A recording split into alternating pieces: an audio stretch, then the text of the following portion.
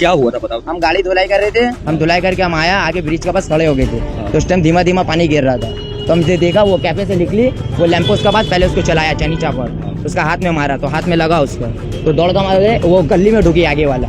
वो गली में ढुकने के बाद दोनों छोकरा किया, उसको मारा सही से आत्महत्या कर दिया उसको। 2 लड़का था। हाँ, ठीक मेरे सामने है ये कड़ाया पुलिस स्टेशन, जिसके अंतर्गत अभी कुछ देर पहले नसीरुद्दीन रोड में 6 नंबर नसीरुद्दीन रोड में अरीबा इकबाल उर्फ सुमन नाम की लड़की को दौड़ा कर कत्ल कर दिया गया बेरहमी के साथ, और इतने चोट दिए गए बदन में।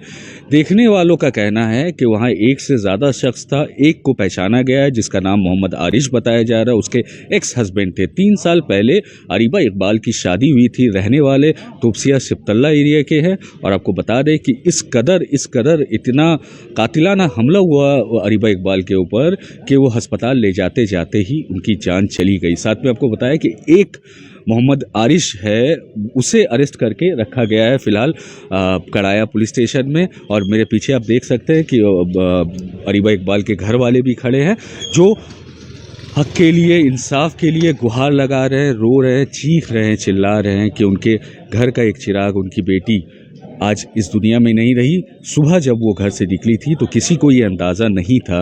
बड़ा सवाल यहाँ पे आता है कि एक से ज़्यादा लोग शामिल थे इस हत्याकांड में।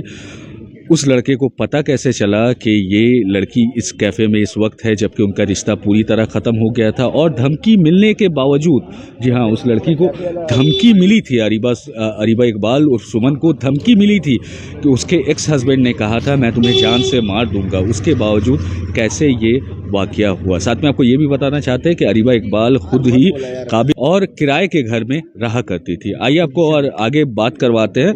हमारे साथ एडवोकेट सैयद नफीरुल इस्लाम है और लड़की से रिलेटेड भी हैं। आइए पता करते हैं कि क्या मामला है पूरा।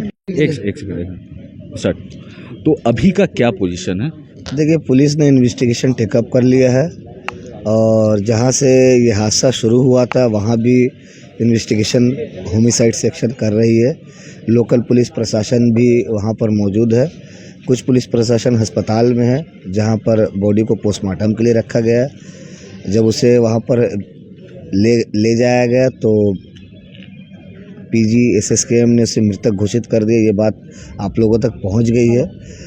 हम लोग यहाँ कराया थाना सिर्फ आए हैं एक ही अपील लेकर कि इस मामले को कानूनी स्तर पे बेहतर तरीके से देखा जाए, ताकि इस लड़के को सज़ा मिले और इस तरह के जितने भी लड़के हैं वो ऐसे कामों को अंजाम देने से डरे, उनके दिल में डर हो कानून का, लॉ एंड ऑर्डर का, और किसी भी शादीशुदा ज़िंदगी में ऐसे हादसे ना हो।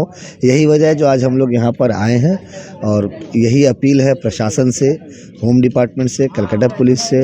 और क्योंकि मैं खुद एक नुमाइंदा हूँ, कानूनी फील्ड में काम करता हूँ, लॉ एंड ऑर्डर पे भरोसा है। क्योंकि जब इंसान की उम्मीद टूट जाती है तो एक उम्मीद कायम रहती है कि अगर हमारी बात कोई नहीं सुनेगा तो कोर्ट सुनेगी, लॉ एंड ऑर्डर सुनेगी। इसी अपील के साथ हम लोग यहाँ पर खड़े हैं। अच्छा, एक चीज़ कि हमें पता चला कि ये कंस्पिरेसी थी, एक से ज़्यादा लोग उसमें मौजूद थे, क्या ये सच है? देखिए, एक से ज़्यादा लोग तो थे वहाँ पर। अब ये जिस जगह से ये हादसा शुरू हुआ है वहाँ की सीसीटीवी फुटेज पुलिस के पास मौजूद है।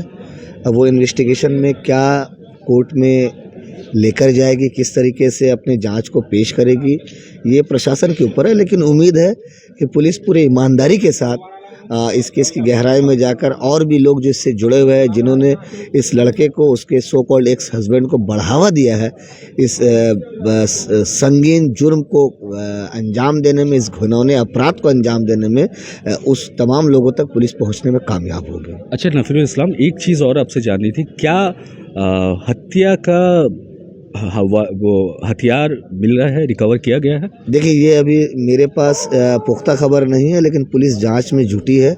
जहां पर ये हादसा हुआ है उस पूरे इलाके को पुलिस जांच कर रही है, और मुझे उम्मीद है कि अगर नहीं मिला तो मिल जाएगा, या हो सकता है कि अगर मिल भी गया हो तो वो पुलिस प्रोसिक्यूशन के इन्वेस्टिगेशन का एक हिस्सा है, वो अपने तरीके से उस चीज़ को रिकवर करेगी। ये नफील इस्लाम जो कि हाई कोर्ट के लॉयर है और बहुत नामी लीगल एडवाइज़र भी है। आपको बता दें कि उनके हिसाब से अभी ये बोलना मुश्किल है कि हथियार रिकवर किया गया है कि नहीं, क्योंकि सज़ा दिलाने के लिए हथियार बहुत ज़रूरी ज़रिया है। बिल्कुल, तो वही आगे का आपको क्या लगता है अभी इसके साथ? और मैं चाहूँगा कि मेरे व्यूअर्स को आप बताएं कि अभी जो मुलजिम को पकड़ा गया उसके साथ अभी और क्या होने वाला है। देखिए, हत्या तो हुई है, जुर्म हुआ है, एक युवती का जुर्म हुआ है जो मेरे रिश्ते में भगनी भी लगती है और हम लोगों के आंखों के सामने वो बड़ी हुई है। और कहीं ना कहीं आजकल के बच्चे जो है माँ बाप को कुछ चीज़ें बताने में हिचकिचाते हैं। तो मुझे लगता है कि हम माँ बापों को भी कहीं ना कहीं बच्चों के साथ एक दोस्ताना माहौल का एटमॉस्फेयर, एक वातावरण तैयार करना होगा आने वाले दिनों में। और मैं हर माँ बाप से ये कहूँगा, ख़ास करके जिनके पास बच्चियां हैं, कि उन्हें एक दोस्त के माहौल में रहकर परवरिश करें ताकि वो ऐसे किसी काम को अंजाम ना दे जिनसे उनकी ज़िंदगी ख़त्म हो जाए। क्योंकि 22 साल की उम्र बहुत कम उम्र होती है और जिस माँ ने उसे पैदा किया है 9 महीने कोख में रहकर, उसकी जो दर्द है, उसकी जो पीड़ा है, वो उससे बेहतर कोई नहीं समझ सकता है। कोर्ट, अदालत, पुलिस अथॉरिटी कोई नहीं समझ सकता है। लेकिन हाँ, कोर्ट, अदालत, पुलिस इतना तो ज़रूर समझ सकता है कि एक जुर्म हुआ है और इस जुर्म के पीछे क्या मंशा थी और किस तरीके इसको अंजाम दिया गया है, ये प्रशासन कहीं ना कहीं बहुत जल्द लोगों के सामने लाएंगे। क्या हुआ था बताओ। हम गाड़ी धुलाई कर रहे थे, हम धुलाई करके हम आया, आगे ब्रिज के पास खड़े हो गए थे।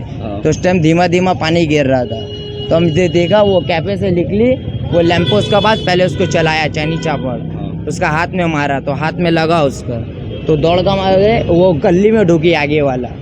वो गली में ढुकने के बाद दोनों छोकरा किया, उसको मारा है सही से, आत्महत्या कर दिया उसको। 2 लड़का था? हाँ, तो उसको मारा, फिर एट्टो देखा वहाँ से निकल गई और एट्टो चापड़ फेंक के, वो जो हमको जो धमकाया था वहीं फेंक के चापड़ वो उधर ही से हमको बोला चले इधर से जाते। कौन है? आपने पुलिस आपसे बयान लिया है? नहीं, हम डर का हमारे एक लिए कुछ नहीं बोला सर। अच्छा, आप रहते यहीं पे हैं? यहीं पर ही तो सामने में घर है, हम गाड़ी धुलाई करते। नाम क्या है तुम्हारा? मोहम्मद जाहिद। अच्छा, उसका बाद में आदमी लोग आया था बचाने के लिए? नहीं, ऐसा कुछ नहीं देखा, कोई नहीं आया। जब बाद में जब ये हुआ, हल्ला हुआ, तब ये हुआ। बारिश का वजह से आदमी लोग नहीं था, रास्ता खाली था। बारिश बहुत होती। कितना बजे हुआ था ये मामला? यही मतलब 7, साढ़े 7, 8 बजे के करीब। बारिश होने से पहले? हाँ। तेज बारिश होने से पहले।